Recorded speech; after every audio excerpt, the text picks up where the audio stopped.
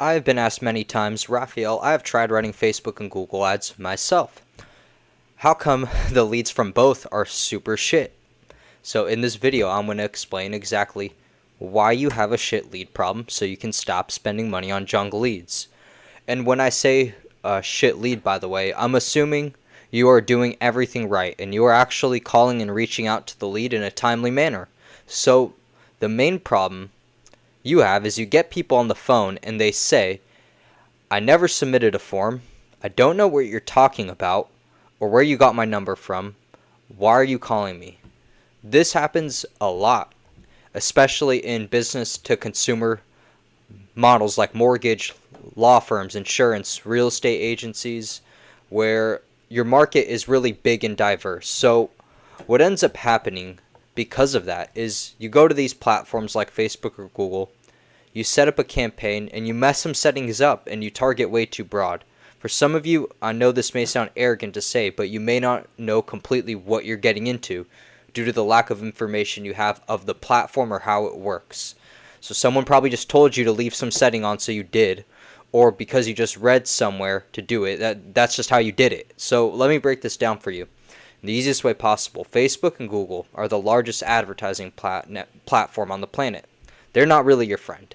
So you can call them tech companies all you want, but they are an ad network and platform first. Their goal is to get as many small advertisers on their platform that don't know how to manage their spend or media to part with their money. And they give six-figure lines of credit to agencies and people like myself that know how to strategically spend that money for them and their clients on the platforms. Ultimately, we're the real customer of Facebook and Google.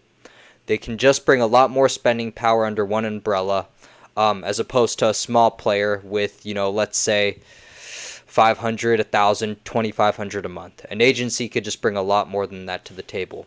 So here's advice for the little guys that are playing around with money you can't afford to lose.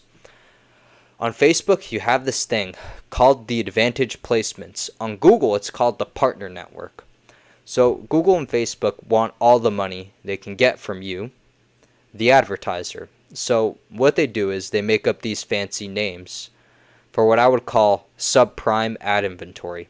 So it's similar to junk bonds in finance. There's a market where Facebook and Google will place your ads on apps and other services like outside the platform. They'll place your ad on, let's say, like a random dating app, some knockoff of like Flappy Bird that was developed in China and is harvesting your biometric data, or some random brain rot app, or just fake news site, right? So you get the point. They basically take the money you gave them when you launch that ad and allocate it towards an ad that isn't even on their platform at all because you forgot to just check a few little buttons.